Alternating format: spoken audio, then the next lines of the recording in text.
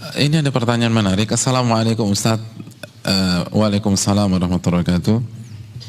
Semoga Allah memberkahi Ustaz dan kaum muslimin semuanya. Amin wa iyyakum. Semoga Allah memberkahi yang bertanya dan kita semua. Ana mau bertanya Ustaz, bagaimana cara membuat hati kita ikhlas kepada kesalahan yang diperbuat saudara kita terhadap kita yang merasa disakiti? Syukron Ustaz.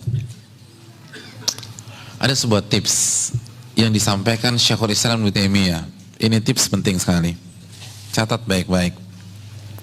Syekhul Islam mengatakan, "Idza ra'aita ahadan adzahun nasu wa la ya'udu ila nafsihi bil laumi wal istighfar fa'lam annal musibata hiyal musibah."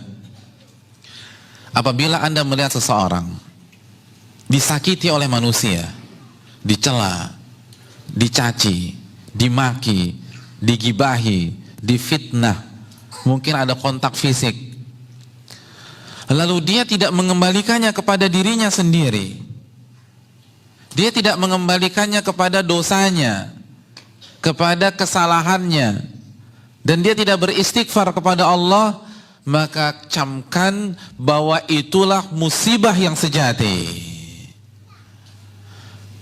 Karena Allah berfirman, "Wa ma asabakum min musibatin fabima kasabat aydikum wa ya'fu an katsir." Surat Asy-Syura ayat 30.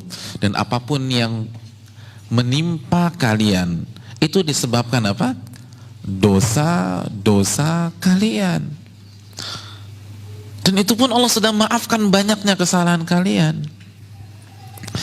Jadi hadirin sekalian, ketika kita disakiti orang, ditipu orang, difitnah orang, digibai orang, itu pasti ada peran dosa.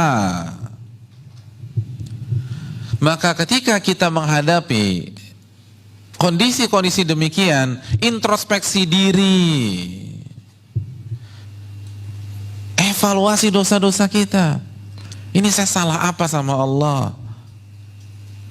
Pertama, cek, kalau misalnya kita diomongin, pastikan apa kritikan mereka kepada kita.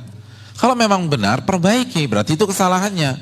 Kalau ternyata itu fitnah, kita gak melakukannya, bukan berarti kita bersih dari kesalahan.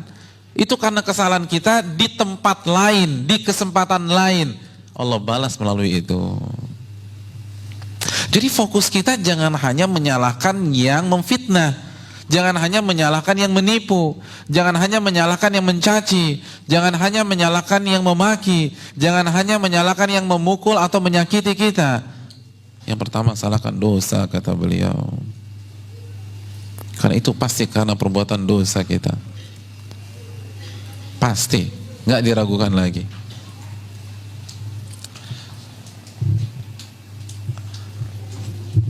Jadi kalau kita tahu penyebab kesalahannya siapa? Kita. Maka kita nggak akan terlalu ngotot sama orang, walaupun secara kasat mata dalam kasus ini dia yang salah. Ya nggak sih? Kalau la qadarallah kita nabrak bemper mobil orang, kira-kira kita ngotot nggak? Enggak, orang kita yang salah. Saat kita merasa bersalah, kita nggak akan ngotot. Kita nggak akan terlalu sakit hati. Oleh karena itu, camkan baik-baik. Kalau kita disakiti oleh manusia, itu disebabkan apa? Dosa siapa? Dan dengan punya konsep begini, kita akan dewasa, hadirin. Kita akan berkembang.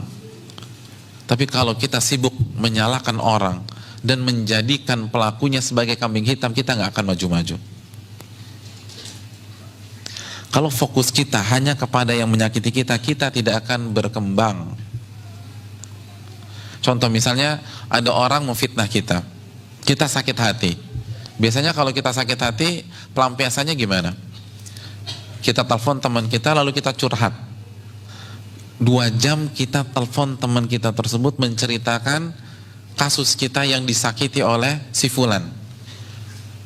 Berarti 2 jam waktu kita habis menceritakan kesalahan si fulan. Produktif apa tidak? Dan bandingkan kalau kita kembalikan kepada diri sendiri, maka kita akan mengaudit diri kita habis-habisan. Ini saya salah apa lagi nih? sampai Allah takdirkan saya difitnah melalui dia. Kita akan cari kesalahan kita. Oh ternyata ini. Lalu kita beristighfar, kita memperbaiki diri. Kira-kira kalau kita melakukan pola ini berkembang nggak kita? Berkembang. Karena konsep kita introspeksi diri.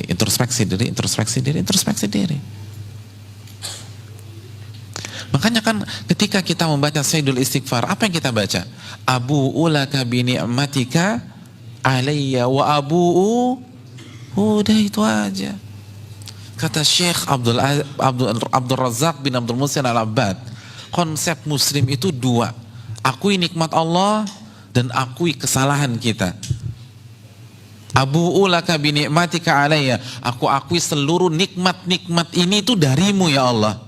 Jadi seluruh fasilitas dunia, seluruh kenyamanan, ketentraman, harta, keluarga itu semua dari siapa? Dari Allah. Lalu apa yang kita alami, masalah yang kita hadapi, itu disebabkan abu'u laka bi ni'matika alayya wa abu'u bi dzanbi. Itu karena dosa. Jadi kita hidup konsepnya dengan mengakui nikmat Allah, lalu kita bersyukur dan kita mengakui kesalahan kita, lalu kita beristighfar. Saya ingin tanya, dari konsep ini ada pihak ketiga nggak? Ada pihak ketiga nggak? Nggak ada. Nggak ada pihak ketiga. Itu konsep yang diajarkan dalam Sayyidul Istighfar. Nikmat dosa saya, begitu aja udah. Dan kita akan maju. Ustaz, enak banget dong yang nyakitin kita kalau begitu. Hadirin, azab Allah untuk dia lebih pedih daripada pembalasan kita untuk dia. Udah biarkan Allah yang balas. Kita fokuskan menata diri. Itu baru satu konsep loh, belum konsep yang lain. Kalau kita disakiti itu investasi akhirat. Dosa diampunkan, derajat ditinggikan, dan dia akan transfer pahalanya ke kita. Ustadz kayaknya dia nggak punya pahala, ya udah kita yang transfer dosa kita ke dia, selesai. Orang yang mencela, yang menyakiti kita, itu kan sama saja mentransfer pahalanya kepada kita. Iya gak sih? Masih ingat hadis Muslim tentang muflis, orang yang bangkrut? Saya ingin tanya, kalau ada orang mentransfer 10 juta ke rekening antum, antum marah-marah atau antum senang? Hah? Senang. Sekarang, mana yang lebih besar, pahala atau duit? Apa dua-duanya? Nggak bisa, emang paling lebih besar pahala. Kalau kita benar-benar yakin pahala lebih besar daripada duit, kenapa kita stres ketika ada orang mentransfer pahalanya untuk kita? Katanya yakin kepada hari kiamat. Katanya Ahlussunnah wal Jamaah. Ahlussunnah wal Jamaah kan kontennya akidah. Penekanannya kan akidah, dan akidah kan iman kepada Allah, iman kepada malaikat, iman kepada kitab, iman kepada Rasul, iman kepada hari kiamat, iman kepada takdir. Mana iman kepada hari kiamat? Orang kirim pahala, kok malah ngamuk, kok malah galau, kok nggak bisa tidur. Wallahu ta'ala bishawab.